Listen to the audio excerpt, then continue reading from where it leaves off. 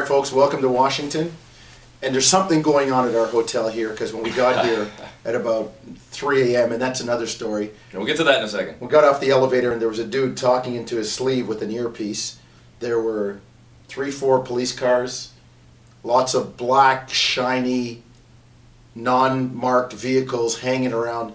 There's something going on here. Yeah, Yes, Mr. President. Yes, I'm sure it's not Obama because I mean he lives just down the road. Although Eric did invite him on air last night at 7:02 to play ball, so maybe they were just here secretly scoping us out to make sure the room could be bugged right now. We're shooting this in my room, so maybe it's bugged. So hey, if you're listening, we could still play this afternoon. Yeah, where were you this morning when we were shooting it up down there? Anyway. And by the way, this morning, Jonesy won the shooting drill. No surprise. I tell you all the time, he's got the game.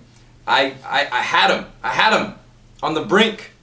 We do the 5 shots around the perimeter from distance, and then behind the arc, and then 2 at the elbows, and then the 2 at the elbows. He hit the record. What is 48 seconds? I don't know. I wasn't timed. It was either 46 or 48 seconds. Okay. Best I did was 1:36, which was still second best for the day.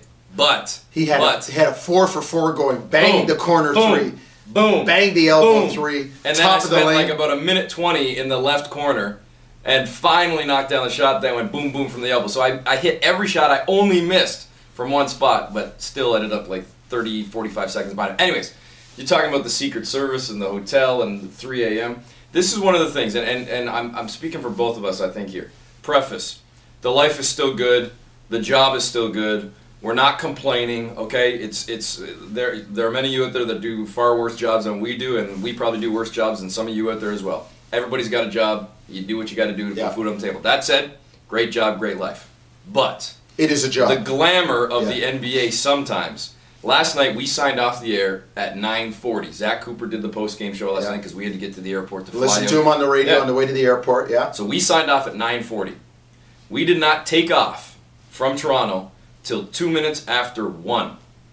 We got into the hotel room. I put my bags down in the hotel room and finally decided to crawl into the sheets at about 3:13 a.m. Well, I came for a game up, that ended at 9:40 p.m. That's the part of the life you don't see. I came up in the elevator with assistant coach Eric Hughes, and it was probably about that time because we had to get our bags. They came separately, and they came on a vehicle behind the buses, trying to get the players to the hotel as quickly as possible.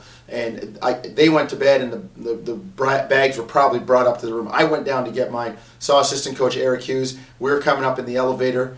I looked at my watch, and he didn't say a word. He says, the goal is to get into bed by 3:30. And you know, that's the way it is. And that's, you know, sometimes it's not as glamorous as people think. And as Eric said, it's a great job. We're not complaining, but it's not all, you know, movie stars and you know, roses on the road. Let's put it that way. Especially for a city that, you know, a flight that's only supposed to take about an hour and 10 minutes. You figure, okay, game over. Sign off there at 9:40. Get to the airport, get on the plane. You can't land in the airport that's close though. You got to land in the one way out there for security and then drive in. So the drive-in's a hike too. It's not quite as bad as what I wrote yesterday when I was talking about the Denver one. Oh, that's brutal. But at the same time, it's going to be a tough back-to-back. That being said, Raptors 1-8 on the first night of back-to-backs. Go figure. 4-4 on the second night. So maybe they're due for a win tonight. Who knows? Well, and it's important for the Raptors to try and get this one, Jones, because you figure you know, we've talked about this so many times over the last how many number of seasons, the woulda, coulda, shoulda game.